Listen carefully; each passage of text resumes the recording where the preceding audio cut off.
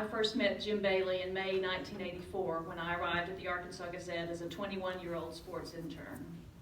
Now, everyone who kept up with sports in Arkansas already knew the legendary Bailey. But looking back, what's odd to me now is that I never remember feeling intimidated by him.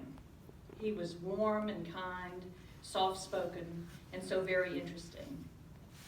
He, along with the cast of characters who made up the Gazette sports staff at that time, Orville Henry, James Thompson, Wadey Moore, Kim Brazel, Nancy Clark, Jake Sandlin, Joe Mosby, Nate Allen, James Gilzo, Oris Jackson, David Smith, David Goodloe, Bob Buchanan, and Nate Allen became my second family.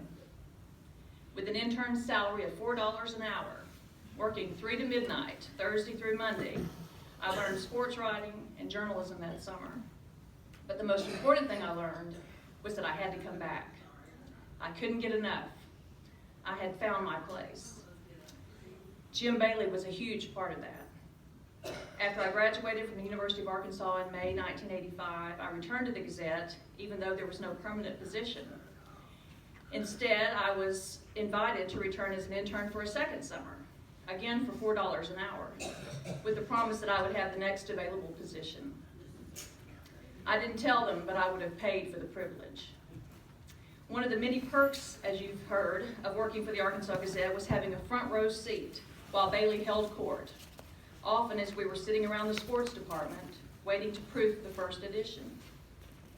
I sat for hours listening to him tell stories about Arkansas athletes, coaches, Gazette co-workers, and a few of those clowns from the Democrat.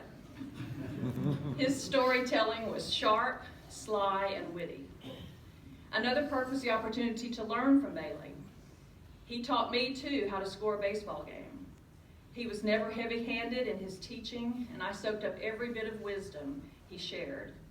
Once, during my senior year in Fayetteville, I was dictating a basketball story to him, and unfortunately, I used the cliche charity stripe.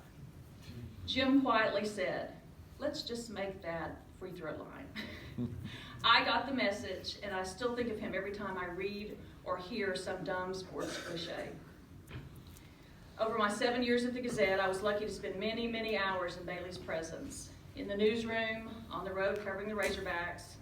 I was there with him and all the others on October the 18th, 1991, the day the Gazette died. Thankfully, for me and so many others, the death of the newspaper did not mark the end of our friendship with Bailey. Over the years, there were phone calls, Christmas cards, and occasional visits. Ken and I took him and Peggy to the AIC reunion one summer. Jim was the hit of the party. We've had cookouts at our house that served as mini Gazette reunions, and we celebrated Jim's 80th birthday with another big get-together on our deck, attended by many of you here today. At all those gatherings, the storytelling continued.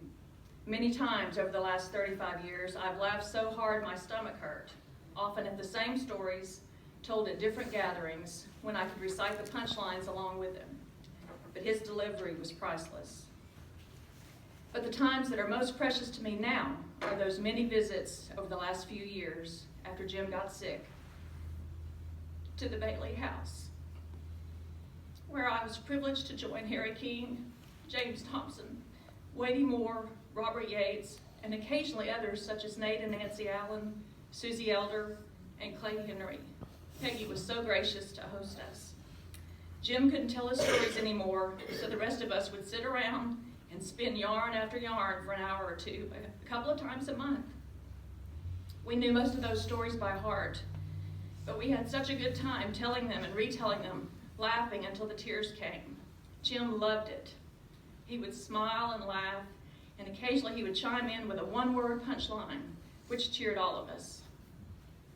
It spoke volumes so many people loved him enough to make visiting him a part of their lives right up to the end. Being Jim Bailey's friend is one of the great honors of my life. I adored him. And I know today he's holding court again, maybe with Orville and Joe Mosby and Oris and Kim Brazel swapping stories. They'll be waiting for all of us.